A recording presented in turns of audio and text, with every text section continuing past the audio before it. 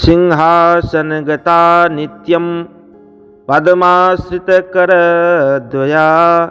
शुभदास्तु सदा देवी स्कंदमाता यशस्वनी।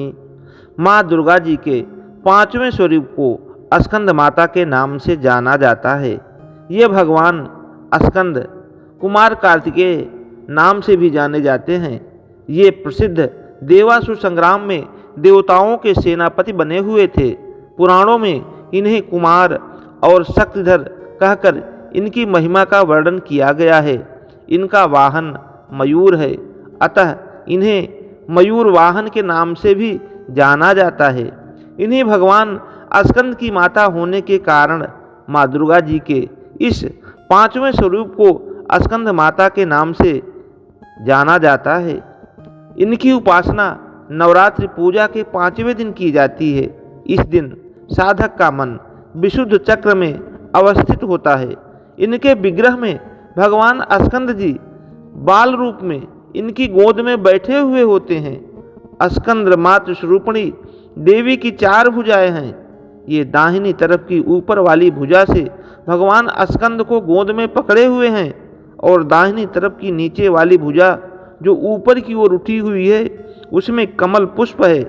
बाईं तरफ की ऊपर वाली भुजा बर मुद्रा में तथा नीचे वाली भुजा जो ऊपर की ओर उठी हुई है उसमें भी कमल पुष्प ली हुई हैं। इनका वर्ण पूर्णतः शुभ्र है। ये कमल के आसन पर विराजमान रहती हैं। इसी कारण से इन्हें पद्मासना देवी भी कहा जाता है। सिंह भी इनका वाहन है। नवरात्र पूजन के पांचवें दिन शास्त्रों में पुष्कल महत्व बताया गया है। इस चक्र में अवस्थित मन वाले साधक की समस्त बाह्य क्रियाओं एवं चित्त वृत्तियों का लोप हो जाता है। वह विशुद्ध चैतन्य स्वरूप की ओर अग्रसर हो रहा है। उसका मन समस्त लौकिक सांसारिक माइक बंधनों से विमुक्त होकर पद्मासना माँ स्कंद माता के स्वरूप में पूर्णतः तल्लीन होता है। इस समय साधक को पूर्ण सावधानी के साथ उपासना की ओर अग्रसर होना चाहिए। उसे अपनी समस्त ध्यान वृत्तियों को एकाग्र रखते हुए साधना के पथ पर आगे बढ़ना चाहिए। माँ स्कंद माता की उपासना से भक्त की समस्त इच्छाएं पूर्ण हो जाती हैं। इस मृत्युलोक में ही उसे परम शांति और सुख का अनुभव होने लगता है। उसके लिए मोक्ष का द्वार स्वमेव सुलभ हो जाता है।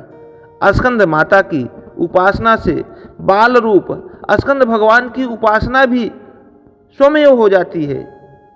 यह विशेषता केवल इन्हीं को प्राप्त है। अतः साधक को स्कंद माता की उपासना की ओर विशेष ध्यान देना चाहिए।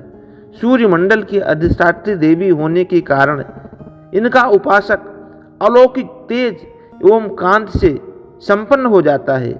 एक अलौकिक प्रभामंडल अदृश्य भाव से सदैव उसके चतुर्दिक पर व्यास रहता है।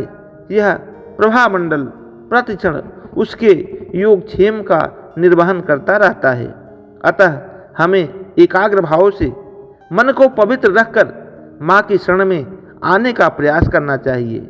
इस घोर भवसागर के दुखों से मुक्ति पाकर मोक्ष का मार्ग सुलभ बनाने का इससे उत्तम उपाय अन्यत्र नहीं है, दूसरा नहीं है। बोलिए स्कंद माता की जय।